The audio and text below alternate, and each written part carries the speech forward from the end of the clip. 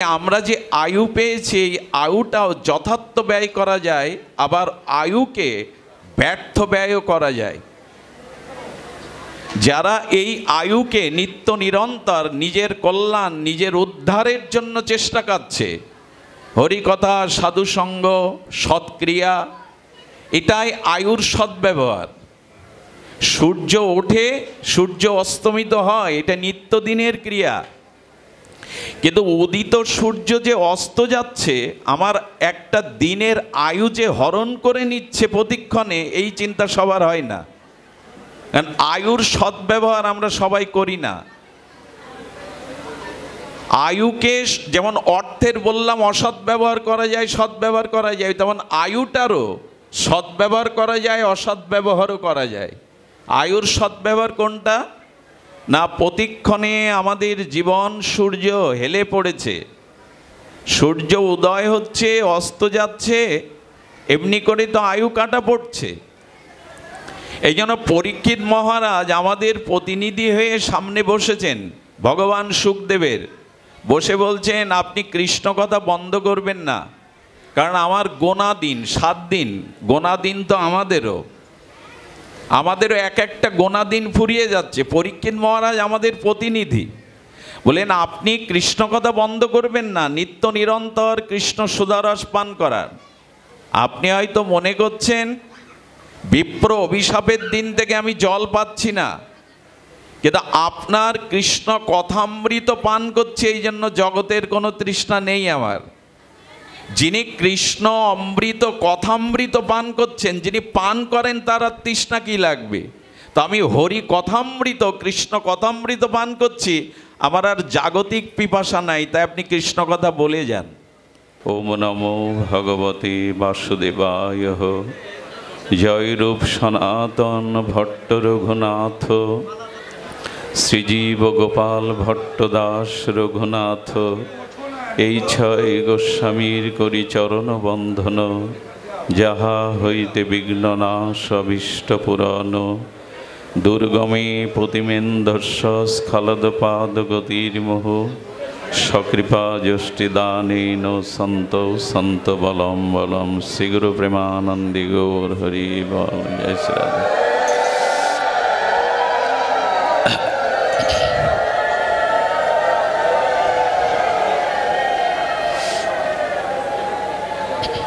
তস্মিন মহামুখরিতা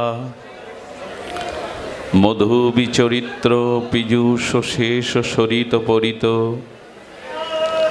স্রবন্তি তাজি নিবন্ত ভীর্যার নিপগাঢ় কর্ণই, সন্নপেশন তসনতি ভয় শোকমোহা।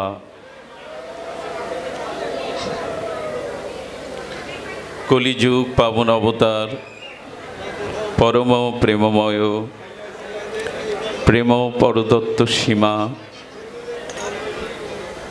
শচীনন্দন নদিয়া বিহারী শ্রী শ্রী গৌর হরি,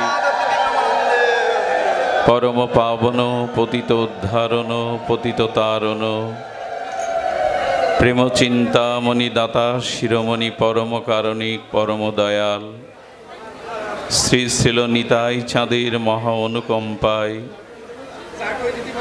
ব্রজ নবযুবদন্দ রাধা মাধবের অহেতুকী করুণায় আজ খুলনা মহানগরীর অন্যতম আধ্যাত্মিকতার পীঠস্থান শ্রী শ্রী শীতলাবাড়ি মায়ের মন্দিরে যে ভাগবতী ও ভক্তিযজ্ঞের সুধাযজ্ঞের অমৃত যজ্ঞের আয়োজন, সেই পরম আয়োজনে এই মহামহেন্দ্রক্ষণে শ্রীমন্দির অঙ্গনে হরিকথার শুভারম্ভে প্রারম্ভে অস্মাদীয় গুরুপাদ পদ্মে পরার্ধ কোটি দণ্ডবৎ প্রণতি, সমাগত গৌড়ীয় আচার্য কুলতিলক বৈষ্ণবজন, সাধুজন, মহন্তজন, জ্ঞানীজন, শ্রদ্ধাশীলা ধর্মশীলা দেবী মূর্তি মাতৃগণ, সকল ভক্তচরণে সশ্রদ্ধ দণ্ডবৎ প্রণতি। সুধীজন, গোপীগণ ব্রজ সুন্দরীগণ তারা হরিকথাকে অমৃত বলেছেন। তব কথামৃতম তপ্ত জীবনম কবিরীতম কল্পসমহম শ্রবণং মঙ্গলং শ্রীমদত্তং ভুবি গৃহান্তি যে ভুরিদা জনা। হরিকথা অমৃত, শ্রী ভগবানের নাম রূপ লীলাকে অমৃত বলেছেন। এই অমৃত গোপীকৃত ব্রজসুন্দরী রমণের এই শব্দটি নিয়েছেন ব্যাস, বশিষ্ঠ, দেবর্ষিবাদ, নারদ, ভক্তগণ। কথা অমৃত। এই জন্য আমাদের ভৌতিক, আমাদের দৈবিক বা আমাদের দৈহিক যে তাপ, এই তাপ নিবারণের আর কোনো পন্থা নাই। তব কথামৃতম, কারণ যিনি সর্বদা অমৃত পান করেন তার জীবনে ক্লান্তি কোথায়, শ্রান্তি কোথায়, তাপ কোথায়? এই জন্য গোপীগণের এই শব্দটিকে নিয়ে দেবর্ষিবাদ নারদ প্রাচীন বহি রাজাকে বলছেন, তস্মিন মহামুখরিতা, হে রাজন, আপনি কর্মমার্গে আর এ সংসারে যাগ যজ্ঞ ব্রত উপাসনা দান ধ্যান করে শান্তি পাননি। কারণ যাগ যজ্ঞ, তীর্থ পর্যটন আর দান ধ্যানের দ্বারা পূর্ণ হলেও হৃদয়ে পরিপূর্ণ শান্তি আসে না। এই জন্য আমার কথা শুনুন, তস্মিন মহামুখরিতা। আপনারাও দয়া করে শুনুন, আমি স্বল্প সময়ের জন্যই আস্বাদন দান করব, এনাদের পরে বাকি অনুষ্ঠানমালা আছে, একটু ধ্যান দিন। দেবর্ষিবাদ বলছেন, আপনি লক্ষ ছাগ বলি দিয়ে রক্তের গঙ্গা বইয়ে দিয়েছেন, আপনি কর্মকাণ্ডের এই যে বিধি ব্যবস্থা করেছেন এর দ্বারা শান্তি পাওয়া যাবে না। আপনি যাগ যজ্ঞ তীর্থ পর্যটন দান ধ্যান পুণ্য কর্মের দ্বারা মানসিক শান্তি পাবেন না।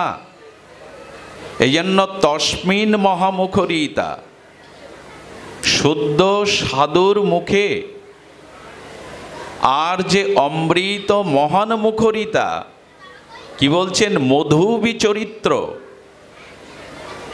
সাধু মুখে, অনুভববেদ্য ভজনশীল ভক্তের মুখে সেই শ্রী ভগবানের আনন্দময়, ঐশ্বর্যময়, মাধুর্যময় মধু চরিত্র শ্রবণ করুন। তবে সেটা সাধুদের মাঝে গিয়ে শ্রবণ করুন, ঘরে বসে একা একা নয়, আস্বাদন হবে না।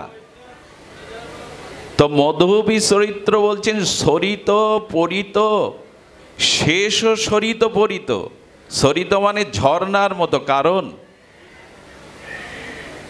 সাধুগণ তারা হরিকথা কায় মনোবাক্যে নিত্য নিরন্তর আস্বাদন করছেন। ধ্যান দিয়ে শুনুন, ঝর্ণার ঝরো ঝরো জলধারা যেমন নিরন্তর ঝরছে, তেমনি প্রকৃত ভগবানের প্রিয় সন্তগণ, সাধুগণ, ভক্তগণ তারা বাক্যের দ্বারা, মনের দ্বারা, চিন্তনের দ্বারা সর্বদা শ্রী ভগবানের নাম রূপ লীলা আস্বাদন করছেন। কেন করছেন? ওই যে ঝর্ণার মতো। কি বলছেন এখানে? শেষ ও সরিত পরিত।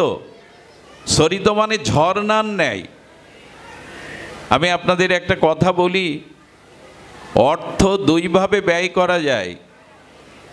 অর্থ সৎভাবে ব্যয় করা যায়, আবার অসৎ ক্রিয়াও অর্থ ব্যয় করা যায়। অর্থ সৎভাবে এবং অসৎভাবে দুটিই ব্যয় করা যায়। তেমন ভাগবত বললেন আমাদের আয়ুও দুইভাবে ব্যয় করা যায়। যদি অর্থটাকে সৎ কাজে, মঙ্গল কাজে, জগৎ হিতার্থে, হরি প্রীতার্থে, ভাগবত সেবায়, বৈষ্ণব সেবায় লাগান, সেই অর্থের সদ্ব্যবহারটা যথার্থ হয়, তাতে মানসিক শান্তি হয়। কিন্তু অর্থ যদি অন্যায্য কাজে, অপবিত্র কাজে, অহিতকার কাজে ব্যয় করেন, তাহলে সেই অর্থের ব্যয়টা যথার্থ হলো না। তেমনি আমরা যে আয়ু পেয়েছি এই আয়ুটাও যথার্থ ব্যয় করা যায়, আবার আয়ুকে ব্যর্থ ব্যয়ও করা যায়। যারা এই আয়ুকে নিত্য নিরন্তর নিজের কল্যাণ, নিজের উদ্ধারের জন্য চেষ্টা করছে, হরিকথা, সাধুসঙ্গ, সৎক্রিয়া, এটাই আয়ুর সদ্ব্যবহার। সূর্য ওঠে, সূর্য অস্তমিত হয়, এটা নিত্যদিনের ক্রিয়া। কিন্তু উদিত সূর্য যে অস্ত যাচ্ছে, আমার একটা দিনের আয়ু যে হরণ করে নিচ্ছে প্রতিক্ষণে, এই চিন্তা সবার হয় না। কারণ আয়ুর সদ্ব্যবহার আমরা সবাই করি না। আয়ুকে যেমন অর্থের বললাম অসৎ ব্যবহার করা যায়, সদ্ব্যবহার করা যায়, তেমন আয়ুটারও সদ্ব্যবহার করা যায়, অসৎ ব্যবহারও করা যায়। আয়ুর সদ্ব্যবহার কোনটা?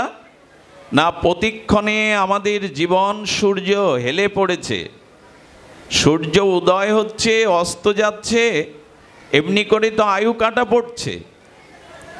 এই জন্য পরীক্ষিত মহারাজ আমাদের প্রতিনিধি হয়ে সামনে বসেছেন, ভগবান শুকদেবের, বসে বলছেন আপনি কৃষ্ণ কথা বন্ধ করবেন না, কারণ আমার গোনা দিন, 7 দিন গোনা দিন তো আমাদেরও এক একটা গোনা দিন ফুরিয়ে যাচ্ছে। পরীক্ষিত মহারাজ আমাদের প্রতিনিধি, বলেন আপনি কৃষ্ণ কথা বন্ধ করবেন না, নিত্য নিরন্তর কৃষ্ণ সুধারস পান করার।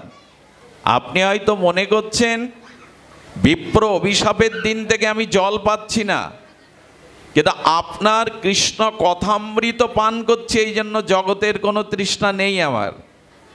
যিনি কৃষ্ণ অমৃত কথামৃত পান করছেন, যিনি পান করেন, তার আর তৃষ্ণা কি লাগবে? তো আমি হরি কথামৃত, কৃষ্ণ কথামৃত পান করছি, আমার আর জাগতিক পিপাসা নাই, তাই আপনি কৃষ্ণ কথা বলে যান। তো যারা আয়ুকে কাজে লাগান, আয়ু কাজে লাগাই আমরা। আচ্ছা, পরীক্ষিত মহারাজের আয়ু 7 দিন, এক একটা ক্ষণ, এক একটা পল, এক একটা সেকেন্ড চলে যাচ্ছে। উনি চিন্তা করছেন কৃষ্ণ কথামৃত থেকে যেন আমি বঞ্চিত না হই। আমাদের আয়ুটা এভাবে আমরা চিন্তা করি না। দিনের পরে দিন, মাসের পরে মাস, আর বৎসর এমনি করে কাল ক্রমে কালের গর্ভে লীন হয়ে যাচ্ছে, আমাদের হিসাব নাই। এখন ধ্যান দিন, পরীক্ষিত মহারাজকে 10ম স্কন্ধে এসে উনি শরৎ ঋতুর বর্ণনা দিচ্ছেন। আচ্ছা, পরীক্ষিত মহারাজ কি শরৎ ঋতুর বর্ণনা শোনার জন্য বসেছেন? যার আয়ু 7 দিন ফুরিয়ে যাচ্ছে, তিনি শরৎ এই বর্ণনা শুনে কি করবেন? মহারাজ, আপনি পরীক্ষিত মহারাজকে, এই মা এখানে কিছু করতে হবে না, এখন সরে যাব। আপনি পরীক্ষিত মহারাজকে শরতের বর্ণনা কেন শোনাচ্ছেন? উনি শরৎ ঋতুর বর্ণনা শুনতে বসেছেন। আচ্ছা, আমি এখন কৃষ্ণ কথা বাদ দিয়ে আপনাদের শরৎ ঋতুর বর্ণনা করবো, এটা সম্ভব? শরৎ ঋতুর বর্ণনা শুনতে এসছেন, বর্ষার বর্ণনা শুনতে এসছেন, তো কেন বলছেন? নিরর্থক কথা তো শুকদেব গোস্বামী বলবেন না। ওনার মুখ দিয়ে তো কৃষ্ণ কথা ছাড়া, তত্ত্ব কথা ছাড়া অন্য কথা আসবে না। কেন বলছেন? এর কারণ আছে। কারণটা আমাদের জন্য, দেখবেন বর্ষাকালে পুষ্করণী নদ নদীর মাছগুলো কি হয়? বর্ষার ঝড়ো ঝড়ো বৃষ্টির ধারায় জল স্ফীতি হয়, আর তখন নদী থেকে, খাল বিল থেকে ওই জলটা উপচে চারিদিকে ছড়িয়ে যায়, ধান্য খেতে যায়, সবজি খেতে যায়, ওর সাথে কিছু মাছও ভেসে যায়, যায় কি না? মাছগুলো তখন উপরে উল্টে চলতে শুরু করে। আচ্ছা, ওই যে ধান খেতে অল্প একটু জল আলের মধ্যে, ওই যে আল দেওয়া আছে ওর মধ্যে বেঁধে গেল, মাছগুলো ওখানে খেলা করতে থাকে। ওরা ভাবতে থাকে আমি তো পুকুরেই আছি, আমি তো জলের গভীরেই আছি, ভালোই আছি। কিন্তু যখন বর্ষা ঋতু শেষে শরৎ ঋতুর আগমন ঘটে, তখন জল শুকায় না বাড়ে। সূর্যের কিরণে শরৎ ঋতু হলে জলটা বাষ্প আকারে শুকাতে থাকে। মাছগুলো কি মনে করে? আমি তো পুকুরেই আছি, নদীতেই আছি, জলেই আছি, ভালোই আছি। তেমনি আমাদের জীবনের যে ওই যে একটু একটু করে জল ফুরিয়ে যাচ্ছে, শুকিয়ে যাচ্ছে, আমাদের জীবনের আয়ুটাও তো শুকাচ্ছে। আমরা মনে করছি সংসারে বেশ ভালোই আছি, আরও কতদিন বাঁচবো, আরও কতদিন সুখে সংসার করব। জল কিন্তু শুকাচ্ছে, ওই হিসাব মাছের নাই। সে মনে করছে আমি পুকুরেই আছি, জলেই আছি। আমরা বলছি খেয়ে পড়ে তো সংসারে ভালোই আছি, ভজনের কি দরকার, আয়ুর চিন্তার কি দরকার? কিন্তু না, জল শুকাচ্ছে, আমাদেরও আয়ু ফুরিয়ে যাচ্ছে। এই হিসাব কজন রাখি আমরা? আপনারা রাখেন, আমার মতো যারা তারা হয়তো রাখেন না। তো জল যখন একেবারে শুকিয়ে গেল, তখন মাছগুলো ছটপট করে মরে যাওয়া ছাড়া আর ফিরে যেতে পারে না। তেমনি আমাদেরও কখন আয়ু ফুরিয়ে যাবে, কাল এসে মৃত্যু এসে আমাকেও গ্রাস করবে। এই জন্য ভাবতে হয় আমি ভালো নেই, আমার আয়ু ফুরিয়ে যাচ্ছে। মাছগুলোরও ভাবনা নেই, আমারও নাই, আমি দিন দিন আয়ু ফুরিয়ে যাচ্ছে, শুকিয়ে যাচ্ছে। তাই বলেন মহারাজ, আয়ু কিন্তু চলে যাচ্ছে, আপনি এখানে থাকতে পারবেন না নিত্য নিরন্তর। এই জন্য আয়ুকে কাজে লাগান, সময়টাকে কাজে লাগান, হরিকথাটাকে শ্রবণ করুন। আচ্ছা, আয়ু কি বাড়ে? আয়ু বাড়ানো যায়? কি বলেন আপনারা? আয়ু বাড়ে, আয়ু বাড়ানো যায়। তার দৃষ্টান্ত ভাগবতে বলছে, যদি কোনো ভক্ত প্রাণ আকুল করে ব্যাকুলতার সহিত ভগবানের চরণে চোখের জলে প্রার্থনা করে, প্রভু সংসার সুখের ভোগের জন্য নয়, তোমার ভজনের জন্য আমায় কিছুটা আয়ু দাও। যদি এরকম ব্যাকুল হওয়া যায়, ভগবান তাকে কিছু আয়ু দিয়ে দেয়। কর্তম অকর্তম অন্যতা কর্তম সর্বদা কর্তম, ভগবানের আয়ু বাড়ানোর ক্ষমতা আছে। যদি প্রমাণ চান, অজামিলের চরিত্র দেখুন। অজামিল মৃত্যু এসে যমদূত এসে ওনাকে বেঁধে ফেলেছে, নিয়ে যাবে, তাই তো? কিন্তু তখন নারায়ণ শব্দ, তার পুত্রের নাম নারায়ণেই আভাস উচ্চারণ করায় বিষ্ণুদূত এসে মৃত্যুর বাঁধন খুলে দিল। ওই সময় বুঝতে পারলো যে আয়ু তো নষ্ট হয়ে গেছে, ভগবানকে ভজিনি। তখনই সে ভগবানের কাছে কাতরভাবে প্রার্থনা করছে, কৃপা করে আমাকে আর কিছুদিন। ওই বুঝতে পেরেছে আয়ুর কি মূল্য। আমরা বুঝতে পারছি না, আমরা বুঝতে পারছি না যে জীবনের আয়ুর কতটা মূল্য। উনি তখন ভগবানের কাছে কেঁদে বলছেন, প্রভু সেই যখন নারায়ণ নামে খুশি হয়ে কিছুটা যমের হাত থেকে বাঁচালেন, বাকি সময়টা তো আমার চলে গিয়েছিল, এই সময়টা আমি ভগবানের ভজনেই কাটাবো, আমাকে কৃপা করো। তো তখন কি করেছেন উনি? কাশীতে গিয়ে বাকি সময়টা ভগবানের ভজন করে ভগবানের পার্শ্বদ দেহ লাভ করে নিলেন। কি দেহ নিলেন? এই জন্য বাঁচতে হবে ভজনের জন্য। আয়ু বাড়ে যদি ভগবান কৃপা করে ভজনের ব্যাকুলতা কারো থাকে, তাকে আয়ু দিয়ে দেন শুধু ভজনের জন্য। দেখুন, ডাক্তার হওয়ার জন্য, মাস্টার হওয়ার জন্য, সার্থক এই জগতে পদ প্রতিষ্ঠার জন্য মনুষ্য জন্ম না।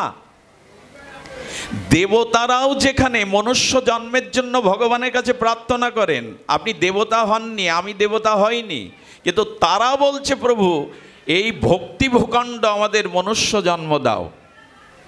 ডাক্তার মাস্টার হওয়া ভালো কথা, সমাজের সেবা হবে, স্বাচ্ছন্দ্যে থাকতে পারবেন, কিন্তু এটা মনুষ্য জীবনের উদ্দেশ্য না।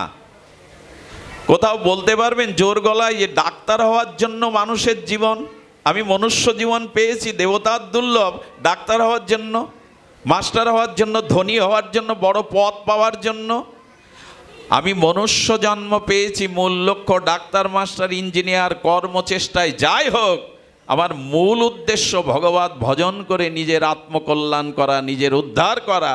সেই ভজনও যদি না হয়, তবে ডাক্তার মাস্টার পদ প্রতিষ্ঠা পেয়ে জগতে মান্যতা পেতে পারেন, পরকালে আপনি ধিক্কৃত হবেন, পরকালে আপনি পতিত হবেন। এই জগতে সম্মান পেতে পারেন, বড় চেয়ার পেতে পারেন, সালাম নমস্কার পেতে পারেন, অর্থবিত্ত ঘর বাড়ি মর্যাদা পেতে পারেন, পরকালে আপনার কোনো স্থান নেই, কারণ আপনি ভজন করেননি। এই জন্য মনুষ্য জীবনটা হরি কৃপাতে পাওয়া যায়, নিজের স্বীকৃতিতে পাওয়া যায় না। আর সেই হরি কৃপা করে মনুষ্য জন্ম দিয়েছেন ভজন করে নিজের উদ্ধার করার জন্য।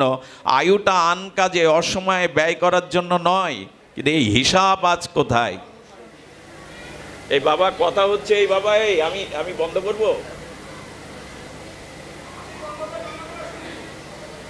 জয় শ্রী রাধে। সুধীজন, এই জন্য যতটুকু সময় আমাদের ভগবত কর্মে লাগানো উচিত। পরীক্ষিত মহারাজ বলছেন, প্রভু আর পরিত শ্রবিত শ্রবন্তী, দেখুন কি করা উচিত। আচ্ছা, ঝর্ণার জলটা যেখানে পড়ে ওখানে একটা হ্রদ তৈরি হয় না, একটা সরোবর তৈরি হয়। জলটা অনবরত পড়তে গিয়ে ঝর্ণার জলটা ছাপিয়ে জলটা নষ্ট হয়ে যায় কিনা, চারিদিকে ছড়িয়ে যায় কিনা? আচ্ছা, ওই জল যাতে নষ্ট না হয়, কেউ যদি একটা নালা করে দিয়ে খেতে দিয়ে দেয়, ধান খেতে, সবজি খেতে, ফুলের খেতে, জলটা নষ্ট না হয়ে কাজে লাগে কি না? তেমন ভগবানের প্রিয় তত্ত্বজ্ঞ ভক্তিমান ভক্ত যারা, তারা মনে করে দিন রাত কায়িক বাচিক মানসিক তারা ভগবানের ভজন করছে, কিন্তু সেই ভজনে তাদের তৃষ্ণা মেটে না। ওই যে সরিত পরিত শ্রবন্তী, তাদের হরিভজন সবসময় হচ্ছে, ছাপিয়ে যাচ্ছে ওই ঝর্ণার মতো। তারা কি করে জানেন? ওই নালা কেটে দিয়ে যেমন সবজি খেতে দিলে জলটা কাজে লাগে, নষ্ট হয় না আশেপাশে গিয়ে, তেমন সাধকরা ভজন করতে করতে করতে করতে নালা তৈরি করে দেয়। এই নালাটা হলো কণ্ঠ নালা, অর্থাৎ কণ্ঠ দিয়ে তারা ভগবানের সংকীর্তন করতে থাকে, ভজন করতে থাকে, যাতে ওইটা অন্য জীবের কাজে লাগে। এই যে কণ্ঠ দিয়ে, নালা দিয়ে তারা ওটা কাটিয়ে দেয়। ভজন তো করছে, তারা প্রেমানন্দে ভাসছে, কিন্তু কণ্ঠের নাম দিয়ে, ভগবানের গুণকীর্তন দিয়ে, ওই নালা দিয়ে আমাদের মতো জীবকে তারা বাঁচিয়ে দেয়, প্রেমানন্দ দান করে। এই জন্য তারা কাজে লাগাচ্ছে। পরীক্ষিত বলছেন, না আমার তো সেই ভাগ্য নাই। আর বলছেন, মহারাজ আপনি যে কর্ম করেছেন সেই পাপ পুণ্যের কর্ম আপনাকে ভুগতে হবে, এর থেকে আপনি রেহাই পাবেন না। প্রাচীন বহি রাজাকে দেবশ্রীবাদ নারদ বলছেন, যদি ভয় শোক মোহ দূর করতে চান, একটাই কেবল উপায়, গাঢ় কর্ণই তান্ন, গাঢ় কর্ণে হরিকথা শোনো। এখানে কোলাহলের জায়গা নয় তো। যদি পছন্দ না হয়, ভালো না লাগে, নিজের প্রয়োজন থাকে, ওটা মিটাতে হবে সাইডে গিয়ে। কিন্তু এখানে যদি এসেছি, গাঢ় কর্ণে হরিকথা শুনতে হবে। এখানে ব্রহ্মা নারদও যদি হরিকথা বলে, আর হরিকথাতে যদি আপনার রুচি না হয়, অন্যমনস্ক থাকেন, এখানে ব্রহ্মা নারদ হরিকথা বললে আপনার কল্যাণ হবে না, কোনো কাজে আসবে না। গাঢ় কর্ণে হরিকথা শুনতে বলেছেন নারদ। কি বলেছেন? গাঢ় কর্ণই। গাঢ় কর্ণ মানে এক বিন্দু তোমার কথামৃত যেন কর্ণ থেকে বাদ না পড়ে, হৃদয় থেকে অন্যদিকে না চলে যায়। হরিকথা কিভাবে শুনতে হয়? গাঢ় কর্ণ। গাঢ় কর্ণ মানে, আরে এ লীলা তো আমি অনেকবার শুনেছি, এ কথা তো আমি অনেকবার পাঠকের মুখে, না যদি মনে হয় এ কথা অনেকবার শুনেছি, এ কথায় আর রস পাবো না, জানবেন আপনার গাঢ় কর্ণ নয়। হরিকথা কোটি জন্মব্যাপী শুনতে শুনতে আর আপনার কর্ণে যেন এরকম মনে না হয় এ কথা তো আগেও শুনেছি, শ্রবণ করেছি, না, গাঢ় কর্ণে শ্রবণ করতে হবে। তংসন ভয় শোকমোহা, হে মহারাজ দেবশ্রীবাদ বলছেন, যদি গাঢ় কর্ণে তৃষ্ণা জাগিয়ে আর হরিকথা শ্রবণ করতে পারেন, আমি আপনাকে এই প্রতিজ্ঞাপূর্বক বলছি, আপনার ভয়, আপনার শোক, আপনার মোহ দূর হয়ে যাবে। শোক মোহ মুখের কথায় যাবে না, পূজা পার্বণ যাগযজ্ঞ ঢাকঢোল পিটালে যাবে না। হরিকথা শ্রবণ করতে করতে হরি যেদিন হৃদয়ে বসবেন, সেই সাধু মহতের অনুভূতি যেদিন আপনার হৃদয়ে প্রকাশ হবে, হরিকথামৃতে হরি যেদিন আপনার হৃদয়ে বসবে, সেই দিন শোক মোহ ভয় আপনার জীবনে দূর হবে। এর আগে দূর হওয়ার অন্য কোনো পন্থা নাই। এই জন্য শোক মোহ ভয় কে না দূর করতে চায়, কিন্তু পথ আমরা অবলম্বন করি না।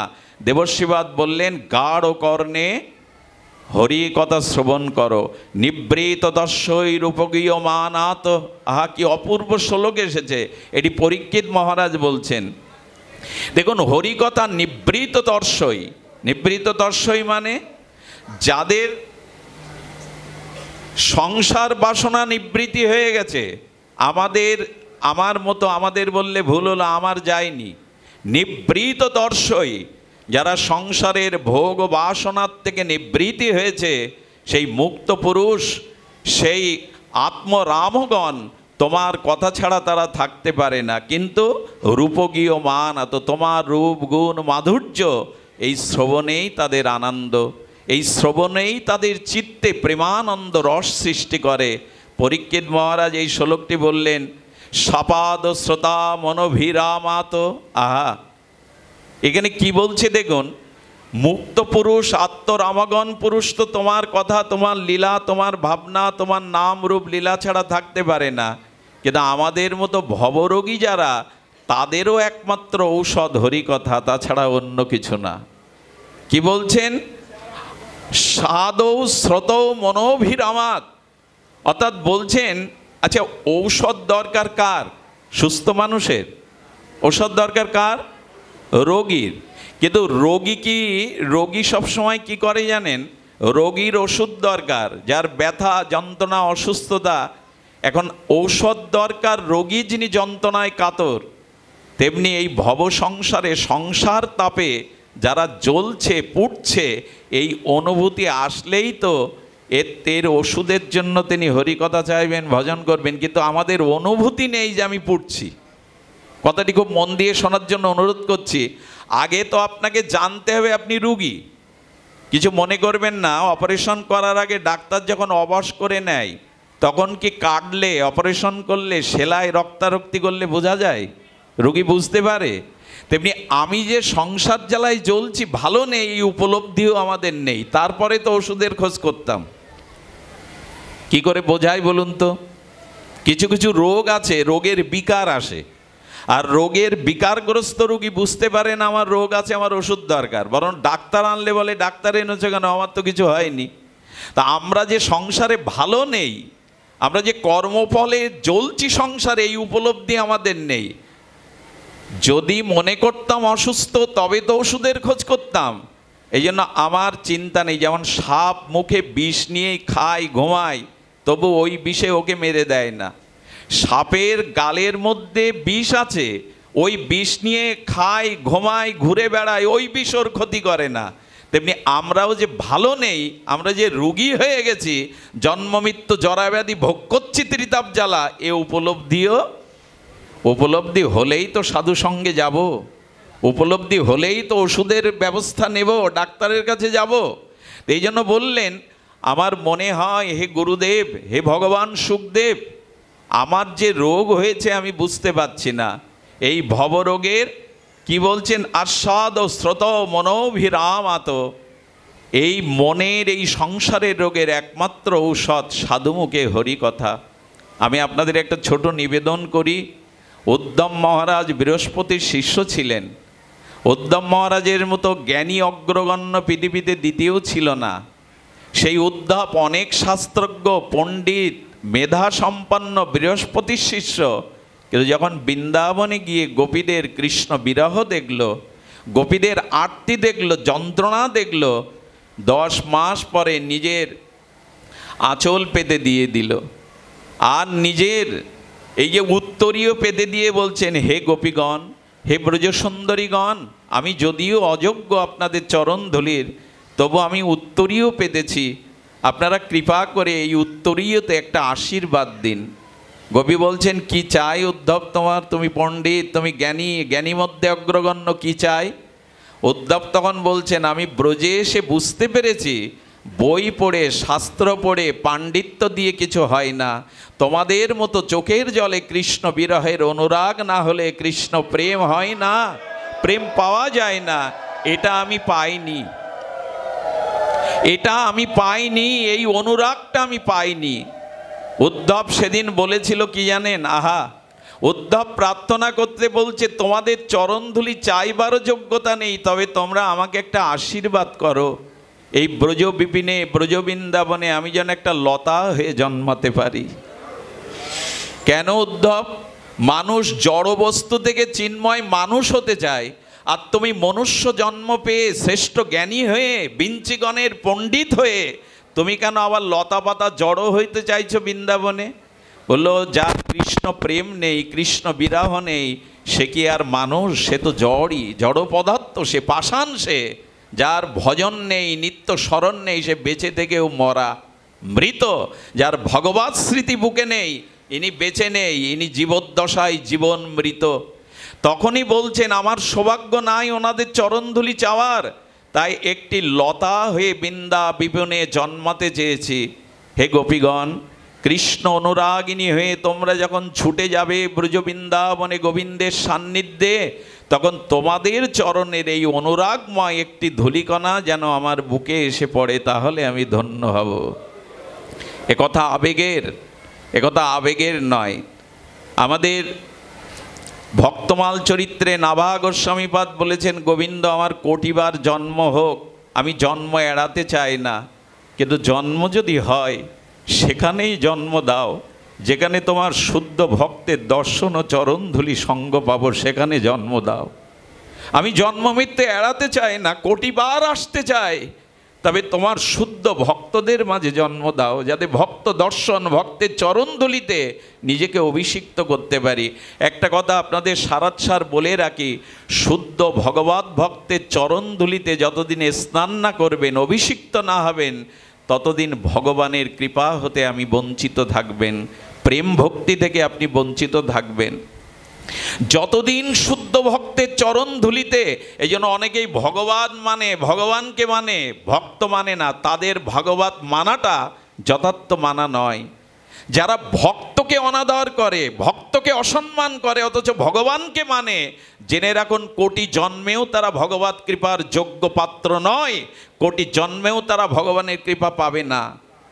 ভগবান একথা বলেছেন, আমার ভক্তি, আমার প্রেম সেই পাবে মহৎ চরণ রজ অভিষেকং। যতদিন শুদ্ধ ভক্তের চরণধুলি অঙ্গে না মাখবে, ততদিন ভক্তি হতে পারে না, প্রেম হতে পারে না। ভক্তি ভগবান নয়, ভক্তি ভক্তই দিয়ে থাকেন। এটা ভগবানের সম্পদ, কিন্তু ভক্তই দেবেন। এই জন্য ভক্তকে মান্যতা দিন। ভগবানকে যে মানে, ভক্তকে যে মানে না, তার ভগবান মানাটা শাস্ত্র যথার্থ মানা বলা হয়নি। তাই উদ্ধবের মতো ভক্ত, যিনি কৃষ্ণের সখা, তিনি বললেন, হে গোপীগণ, একটা গুপ্ন লতা করে, ঔষধি লতা করে জন্ম দাও, আর তোমাদের অনুরাগের ধুলি যেন আমার বুকে এসে একটা পড়ে। উদ্ধবের প্রার্থনা এটি, এর মধ্যে দিয়ে দাও। সাধুর চরণ ধুলির মহিমা আছে, ওটা মিষ্টি জল হয়ে যাবে।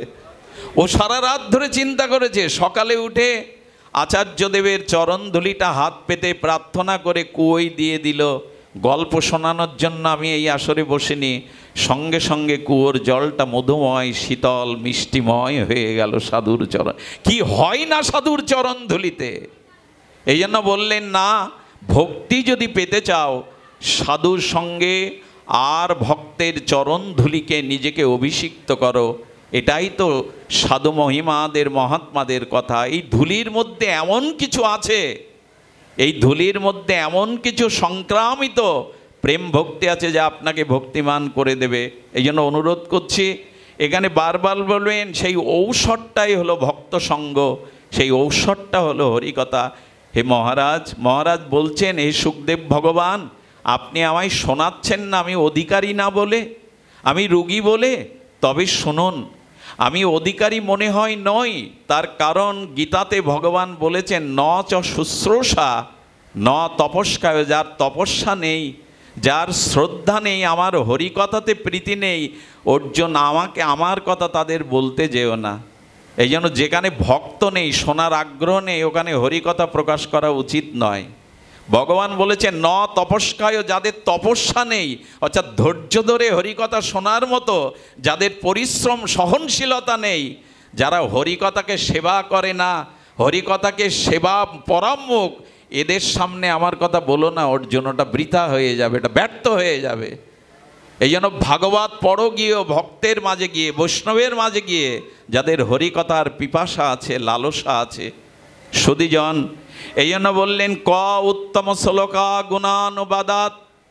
এই উত্তম শ্লোক ভগবানের কথা ভক্ত সঙ্গে বলো। একটা কথা বলি, ভক্ত চরিত্র আলোচিত হলে ভগবান সবার আগে এসে আসরে দাঁড়িয়ে পড়েন, ভক্তের চরিত্র শুনবে বলে। সুধীজন, এই উত্তম শ্লোক ভগবানের কথা শোনার জন্য পরীক্ষিত মহারাজ বলেছেন, প্রমাণ বিরাজ্যত, হ্যাঁ, বিনা পশুক না। কার এ হরিকথা ভালো লাগে না? যারা পশু হত্যাকারী ব্যাদ, বললেন না, ব্যাদও তো স্বধর্ম পালন করছে, ব্যাদ শিকার করে মাংস বিক্রি করে ধর্ম পালন করছে, সংসার ধর্ম। তো বলছেন না, বিনা পশুক না, অর্থাৎ পশু হত্যাকারী কারা? যারা মনুষ্য জীবন পেয়ে, বিবেক বিচার পেয়ে, গীতা ভাগবত পেয়ে, সনাতন ধর্মে জন্মগ্রহণ করেও, হরিনাম ভাগবত পাঠ বিগ্রহ সেবা পেয়েও, যারা সাধুমুখে হরিকথা পেয়েও নিজের উদ্ধার করল না, নিজে ভজন করে জন্ম মৃত্যু চক্র হতে, অভিশাপ থেকে মুক্তির চেষ্টা করল না, এরাই পশুঘাতী ব্যাদ, এরাই কেবল হরিকথা শুনতে চায় না, এরাই পশু বিঘ্নকারী ব্যাদ, যারা মনুষ্য জীবন পেয়ে নিজের কল্যাণের চিন্তা করলো না, নিজের মঙ্গলের চিন্তা করলো না, সবশেষে আপনাদের কাছে এই অনুরোধ করে যায়, মায়ার হাত থেকে বাঁচুন। মায়ার হাত থেকে নিজেকে নিষ্কৃতি পাওয়ার জন্য দয়া করে উত্তম শ্লোকা গুণানুবাদ ও ভগবানের কথা শ্রবণ করুন। দেখুন, আমরা মায়াবদ্ধ। আমরা বললে ভুল হলো, আমি, আমার মতো মাদিশ অভাজন বিষয়াসক্ত জীব, এরা মায়াবদ্ধ।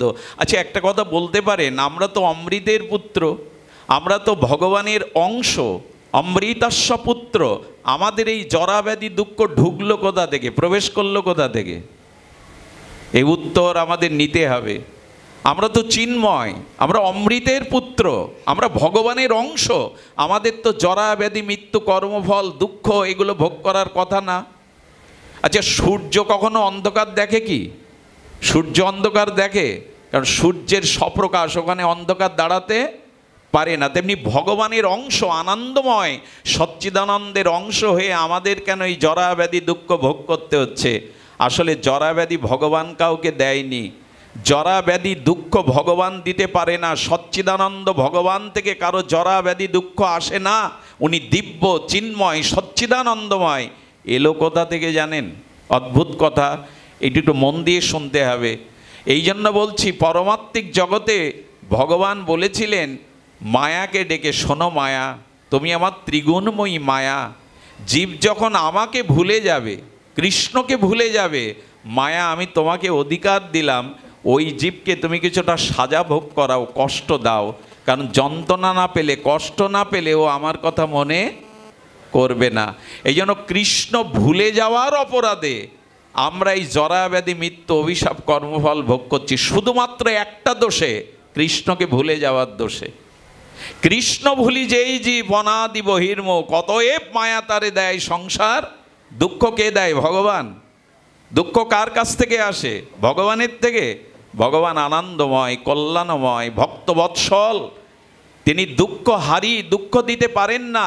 কৃষ্ণ ভুলে যাওয়ার অপরাধেই এই সাজা ভোগ করছি। এখন উপায় কি? এখন কৃষ্ণমুখী হওয়া। ভগবান তখন বললেন, দেখো, যে কৃষ্ণ ভুলে যায় মায়া, তুমি তাকে আবদ্ধ করো। কি দিয়ে আবদ্ধ করো? বলল, দেখুন আমাদের বাচ্চাটাকে তেমন কি বলছেন, আমাদের যেই আমরা কৃষ্ণ ভুলে গেলাম, সেই মায়া আমাদের আবদ্ধ করলো। আর মায়া আবদ্ধ করে কি করলো জানেন?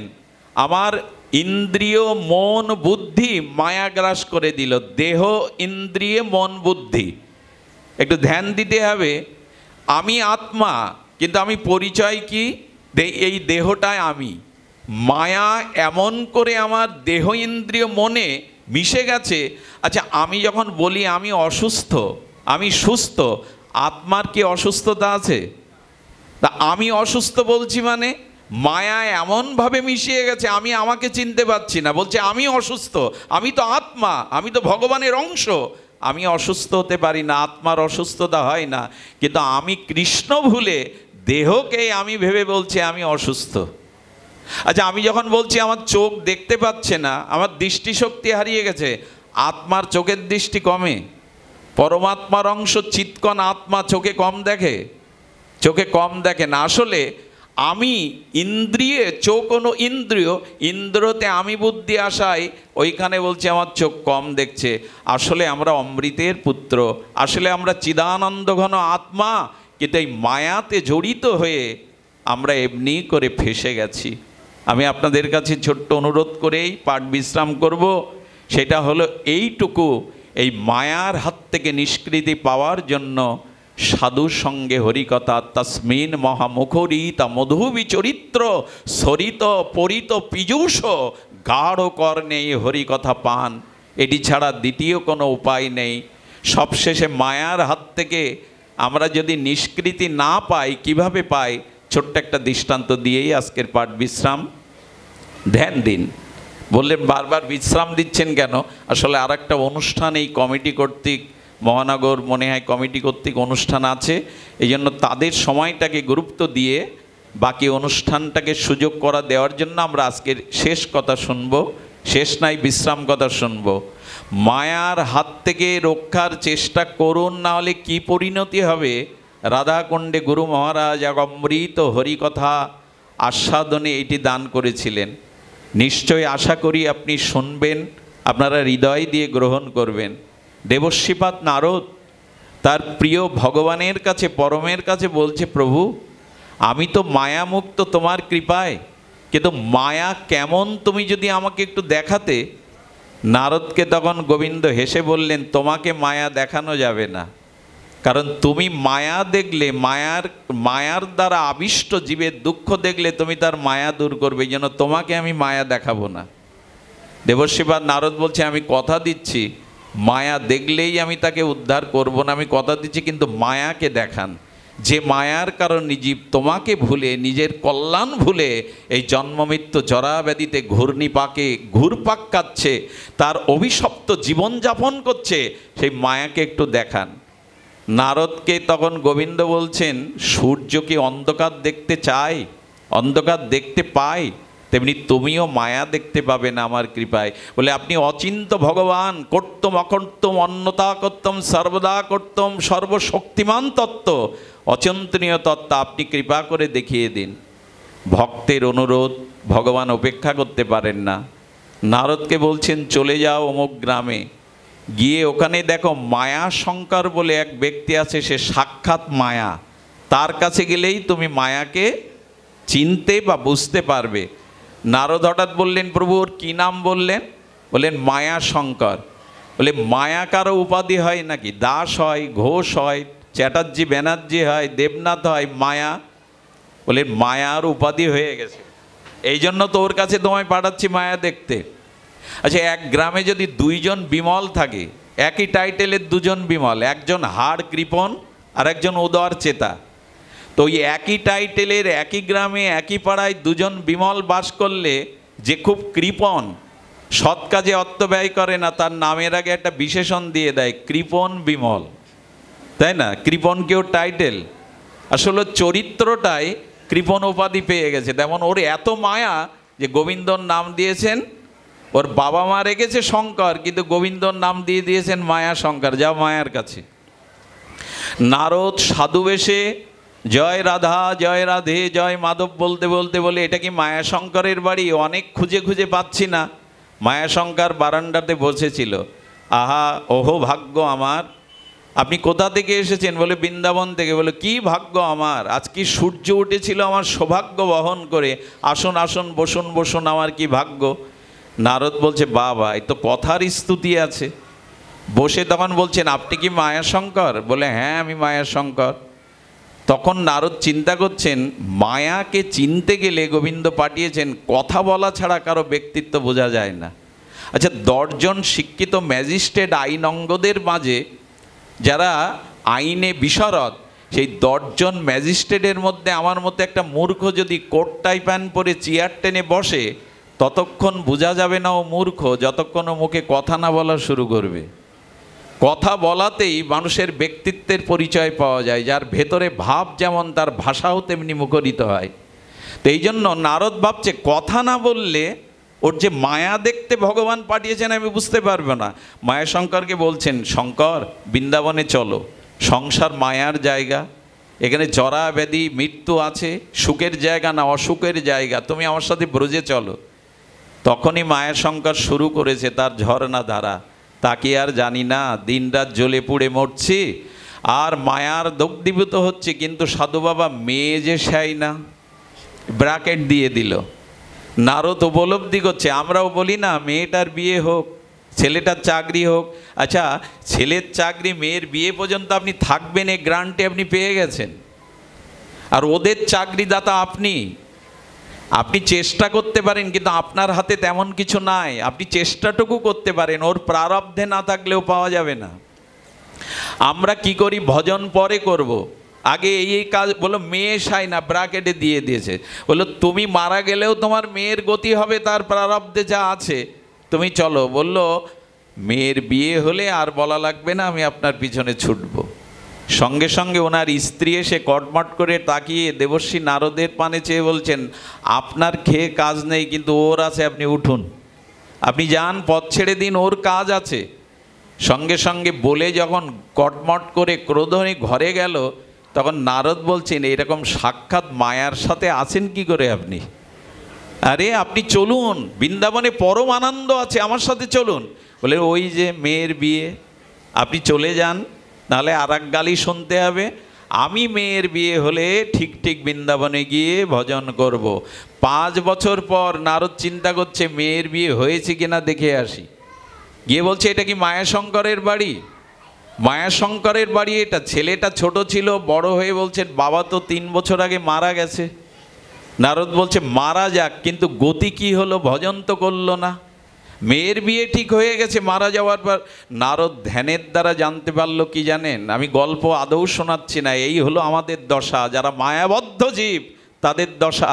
নারদ দেখলো 3 বছর আগে মারা গিয়ে এই গ্রামের একটা নিম্ন জাতিতে, কোনো জাতি নিম্ন নয়, তার কর্ম আর স্বভাবের কারণে এক নিম্ন জাতিতে জন্ম নিয়ে ওই বাচ্চা অবস্থায় আর সে কী করছে, ওই নিম্ন জাতি যে জন্ম নিয়ে ওইটুকু বাচ্চাকে মহিষ চড়াতে দিয়েছে, গাভী চড়াতে দিয়েছে। নারদ গিয়ে বিল খালে দেখে ওই ছোট্ট বাচ্চা পাচুনি হাতে মহিষ চড়ে বেড়াচ্ছে, সেই পান্তা খাইয়ে পাঠিয়ে দিয়েছে। বলে, আমাকে চিনতে পারছো মায়াশঙ্কর? বলে, আমার নাম তো মায়াশঙ্কর না, কে তুমি? বলে, তাহলে ভালো করে দেখো, ওকে স্পর্শ করে শক্তি সঞ্চার করে পূর্বজন্মের স্মৃতি ফিরে দিয়েছে। বলে, ও আপনি সেই বৃন্দাবনের সাধু বাবা? এই দেখুন আমার দশা, মেয়ের বিয়ে হয়ে গেছিল, আমার ভজন হয়নি, আমি এখন অধঃপতিত হয়ে এই মহিষ রেখে বেড়াচ্ছি। নারদ তখন বললেন, চিন্তা নেই, তুমি আমার সাথে এবার চলো, এবার তো চলো। কৃষ্ণ ভজনে কোনো জাতির বিচার নেই, কুলের বিচার নেই, তুমি চলো আমার সাথে। বলে, দেখুন এই মালিক বড় ভালো, 3 বেলা পেট পুরে খেতে দেয়, আর এই মহিষগুলো রাখতে রাখতে এদের সাথে আমার একটা প্রিয়তা এসে গেছে, এদের ছাড়াও আমি থাকতে পারি না। নারদ উপলব্ধি করছে মায়া কাকে বলে। নারদ বলছে, তাহলে যাবে না? বললে, আপনি যান, আমি পরে চিন্তা করব। নারদ পেছন ফিরে গোবিন্দকে বলছে, ধন্যী তোমার মায়া প্রভু, ধন্য তোমার বহিরঙ্গা মায়ার ক্ষমতা। নারদ চলে গিয়ে 2 বছর পরে আবার এসে বলছে, আপনাদের রাখালটা কোথায় গো? বলে, বিলে বিষাক্ত সর্পাঘাতে সে মারা গেছে। যাক, এবার কি গতি হলো? এটা আমি পুরাণের কথা শোনাচ্ছি, ঠাকুরমার ঝুলির গল্পের কথা নয়। গুরু মহারাজ রাধাকুণ্ডে বলছেন, কুকুর হয়ে জন্ম নিয়েছে ও, পাড়াতে একটা কুকুর হয়ে জন্ম নিয়েছে। আমি আপনাদের অনুরোধ করি, কৃষ্ণ ভজন না করে যদি মরেন, আপনার অধোগতি হবেই। কি বলেছেন? ন ভজন্তি তথা অধঃপতস্ধি। এ জন্ম পেয়ে, বিবেক পেয়ে, সনাতন ধর্ম জন্মগ্রহণ করে যদি ভজন না করেন, আগামী জন্মে ঠেকাতে পারবেন না, অধোগতি হবেই। শুকর কুকুরে যাব না, এর কোনো অর্থ আছে? আপনি চাইলেই আবার মনুষ্য জন্ম পাবেন না, এই সুন্দর পূর্ণ অবয়ব দেহ পাবেন না। কত কানা খোড়া বিকালাঙ্গ জগতে পড়ে আছে, কারা তারা? পেয়েছিল ভজনের জন্ম, ভজন করেনি, ইন্দ্রগুলোকে কাজে লাগায়নি। আগামী জন্মে যদি পঙ্গু হই, অন্ধ হই, জন্মন্ধ হই, আপনার হাতে কিছু করার নেই। তাই ভজন করুন, নালে অধঃপতন আসবেই। ন ভজন্তস্তত অধঃপতস্ধি। কুকুরটাকে গিয়ে বলছে, শক্তি সঞ্চার করে আমাকে চিনতে পারো? বলে, আপনি সেই সাধু, বারবার আসছেন। বলে, এবার অন্তত চলো।